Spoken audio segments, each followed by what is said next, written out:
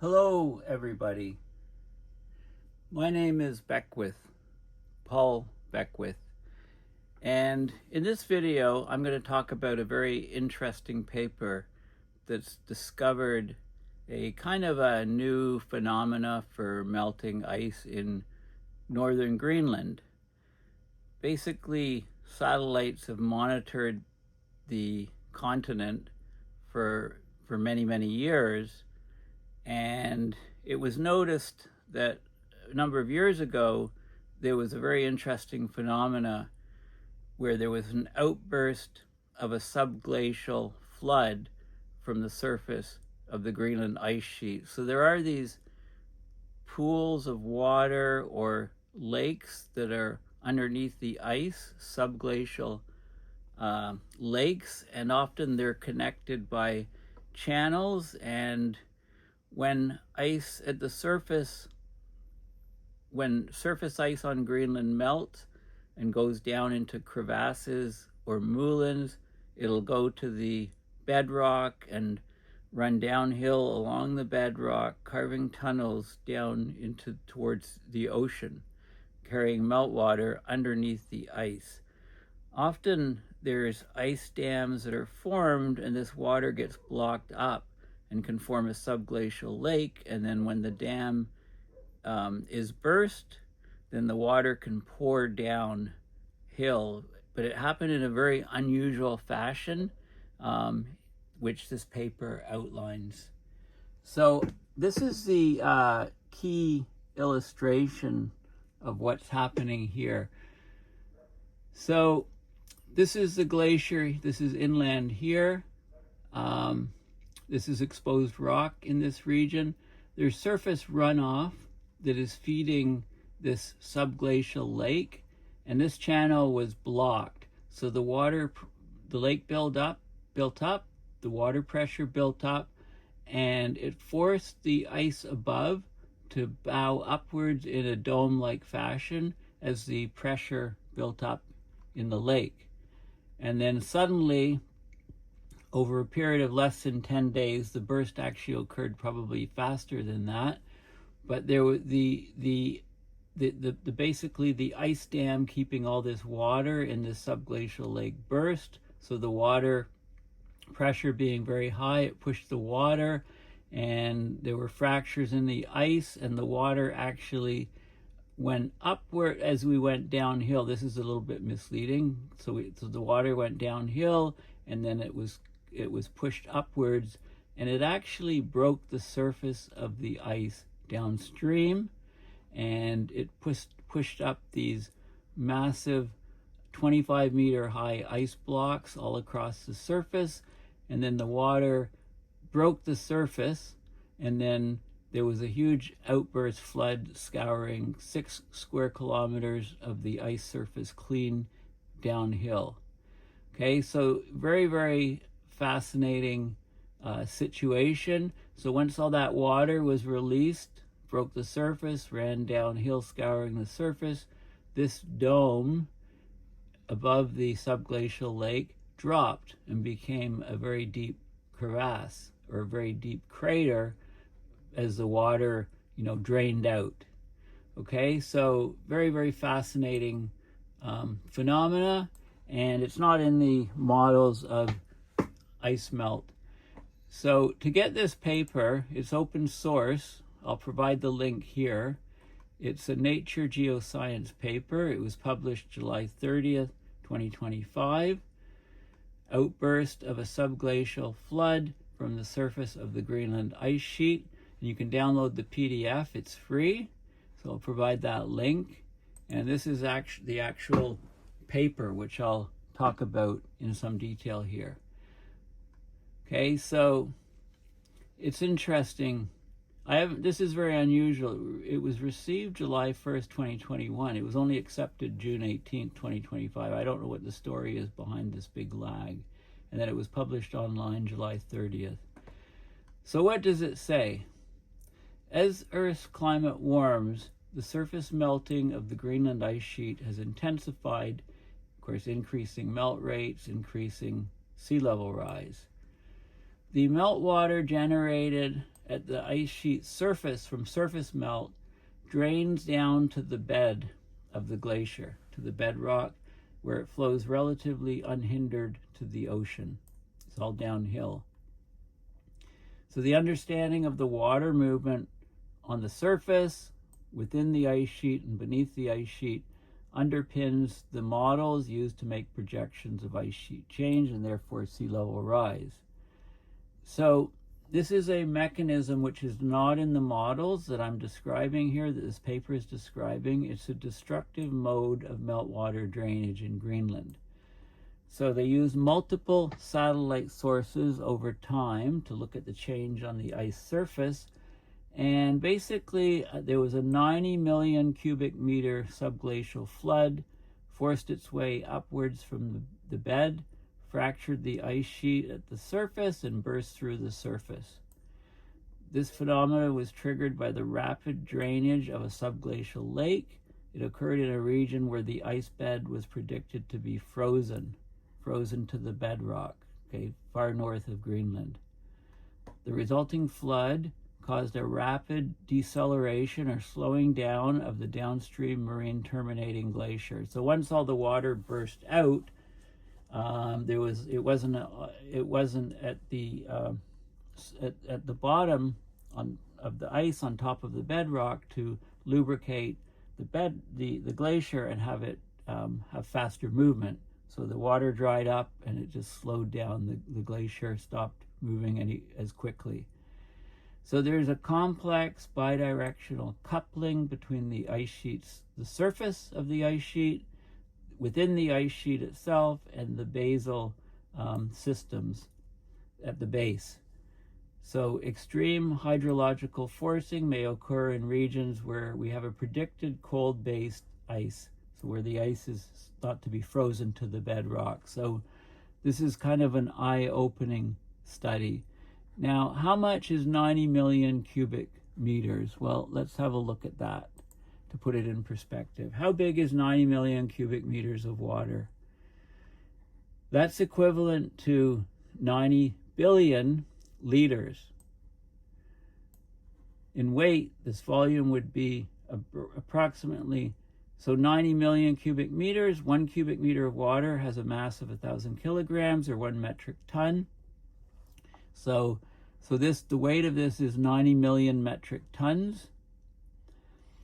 In terms of the volume, we can compare to the volume of a medium-sized reservoir, or, what people, it's interesting, one of the comparisons is always Olympic-sized swimming pools. Many of us watch the Olympics, the swimming, you see this massive pool. That 90 million cubic meters is 36,000 Olympic-sized swimming pools. Each holds about 2,500 cubic meters of water. Okay, so it's a huge amount, just to put it in perspective. Now, I went on Google Earth. This is the glacier, the harder glacier right up here in this far north. So you'd expect the ice to be frozen onto the bedrock in this period. So the fact that this specific phenomena occurred, this huge drainage of a subglacial lake, means that it can happen anywhere on Greenland and also many places in Antarctica. Now, the nunatak is a term for an isolated peak of rock projecting above the surface of inland ice or snow. So it's these guys here, these protrusions, right? Nunatak. So just to give you an idea of some of the terminology. Okay, so there's a little background on Greenland, losing an average of 169 billion tons of ice annually. So this event, being 90 million cubic meters or 90 million tons, is small potatoes on the grand scheme of things, but nonetheless, it's another mechanism for accelerating loss of ice. Interestingly, half of the total mass loss is from the surface mass balance processes driven by enhanced melting and runoff from the ice surface. As Arctic warming continues, assuming the AMOC doesn't shut off, we'll have continued Arctic warming. The intensity and extent of Greenland surface melting are projected to increase. Okay, understanding the passage of the meltwater from its origin to the ocean is critical for assessing Greenland's future contribution to sea level rise. So the modeling of these systems is very important. So when there's a new mechanism of melt, as shown in this paper, it wakes people up. It opens people's eyes. Observational studies, well, it's well established that meltwater generated at the ice sheet surface penetrates to the bed via moulins and crevasses. Observational studies, mostly in southwest Greenland, right, lower latitudes where it's warmer, have shown that the subglacial hydrological system rapidly responds to water input, and that temporal variability in subglacial water flow exerts a key control on the overlying ice dynamics. So if there's subglacial water, then the glacier moves more quickly over the bedrock. It's lubricated. So, you know, the mode of glaciers, are they continuously moving or episodic? Pathways on the surface, within the glacier, and under the glacier of water drainage, all these factors, ice dynamics, thermodynamics, ice-ocean interactions, fjord circulation, primary productivity, and the rates of sediment and nutrient transfer to the ocean from the glacier, they're all affected. Okay, so let's have a look. One of the most recently discovered yet poorly understood components of Greenland's subglacial hydrological system is its network of active subglacial lakes. Okay, they're primarily fed by surface meltwater penetrating to the ice sheet base. They have the potential to force large volumes of water through the subglacial channels when they drain, altering the morphology and the dynamics of the ice, the movement of the glacier. So let's just have a look at what happened. So they use very high resolution Arctic DEM, so digital elevation model, or DSMs, digital surface models, satellite images.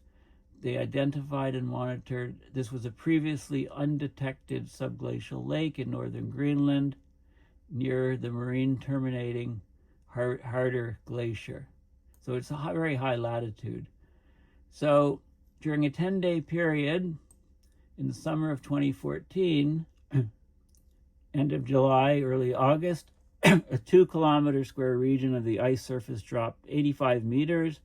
There was a deep collapse basin. This is over the subglacial lake as the water drained out. And then it had other effects. So let's have a look at the data, at the figures. So this is July 22nd, 2014. Okay, so this is the Nunatak here. There's a Nunatak Lake here. There's a subglacial lake under here. And this was a dome. This was elevated by water pressure building up in that subglacial lake. And you can see the features downstream here. And then a week later, well, 10 days later, you basically had, this was observed. Instead of a dome here, there was a huge collapse basin. There was raised ridges as water pushed up these ridges here. And here is where the water broke through the surface. So it uplifted all of these ice blocks. The water drained out across the surface of the glacier in this outwash plain here. Okay, so huge bursting of this subglacial lake perforating the surface of the ice. So this is a very, very unusual event. So this is a digital elevation model of before, and you can see there's a dome here. This is a Nunatak or exposed rock here. There's a dome of raised ice here. And this is downstream. You can see these supraglacial streams on the surface of the ice. And this is what we saw later. Okay, 10 days later, we had, and this is taken actually a bit later. The collapse is still there, but you had this big crater, if you like, because all the water drained out. Most of the water drained out of the subglacial lake. So instead of a dome and high water pressure, the whole thing just collapsed inward. And then downstream, where the water ran and broke the surface of the ice, it uplifted these massive ice blocks and raised ridges here. And then the water drained out across the surface going further down. And there is some contour maps. So this is the exposed rock here, and you can see Subglacial lake, water pooling on the surface, and this was water underneath in the Subglacial lake, and the transects are A to A prime here, and you can see what happened. This is before the collapse, the raising actually of the ice above, and then boom, after the collapse, the whole thing, you got a whole crater formed as the water drained out of this particular region.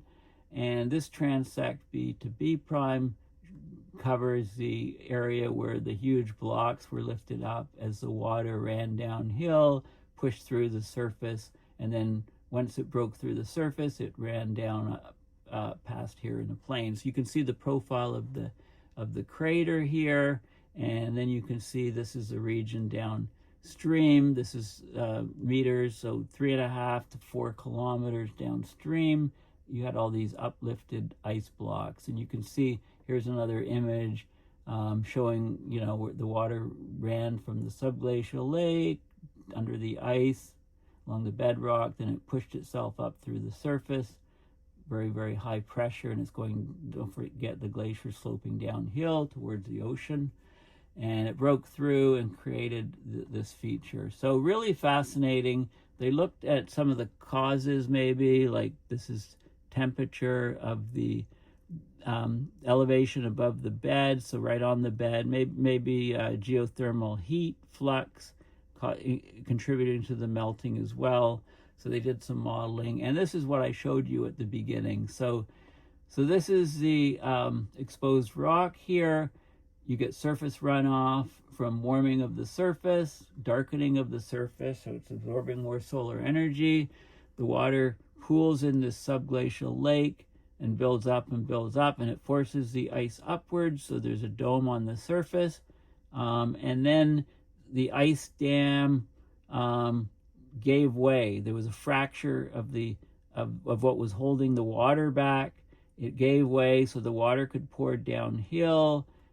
This is, you know, it looks like it's going uphill, but it's actually, this is below the level, of course, of the lake, right? It's downhill, but it pushes up, and you can see the idea. It broke through the surface.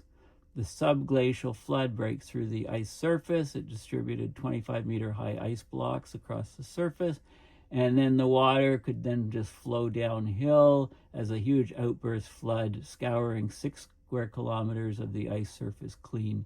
And then once it went about 6 kilometers, 6 square kilometers area-wise, once it went downstream, then, you know, it found additional moulins and crevasses, and then descended back down to the bedrock, where it continued towards the ocean. So very, very interesting and fascinating phenomena. So it's very important to have a look at these things. And there's lots of other information here, lots of ideas on, you know, why this happened. It was kind of an unprecedented event. There were some events where there have been subglacial lakes draining before, but the fact that this one drained and then pushed through the ice surface and then created an outburst floodplain on the surface of the ice, this was kind of a new phenomena. So there was a 1990 drainage event, but it didn't fracture the surface, was the difference. Okay, so, you know, and they talk about the impact, some different models looking at the dynamics and impacts, you know, the possibility of having huge surges of floodwater from Greenland.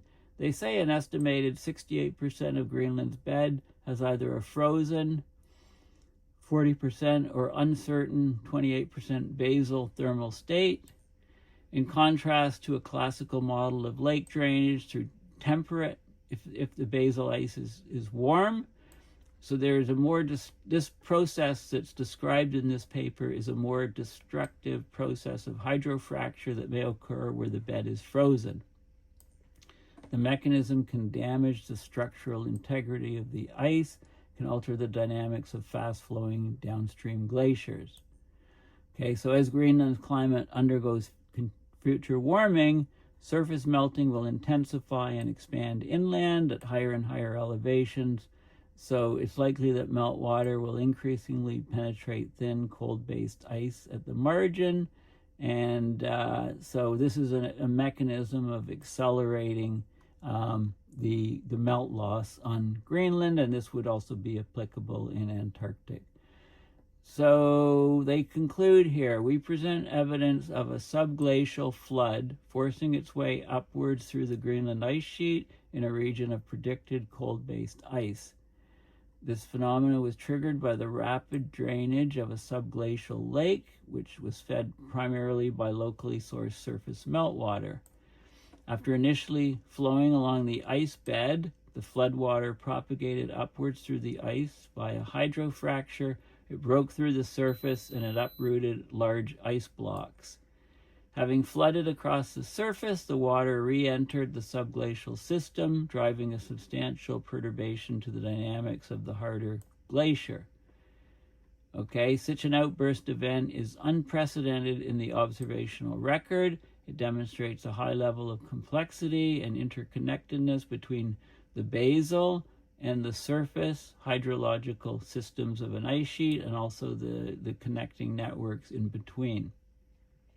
These findings challenge the classical model that the meltwater flow is always unidirectional from the ice sheet surface to its base, instead demonstrating that water can travel from the surface to the bed and back again over short spatial and temporal scales. Okay, so it's a very, very important study that gives us more information on how the ice is melting on Greenland, and by extension on Antarctica and other glaciers as well. So very, very fascinating and interesting study.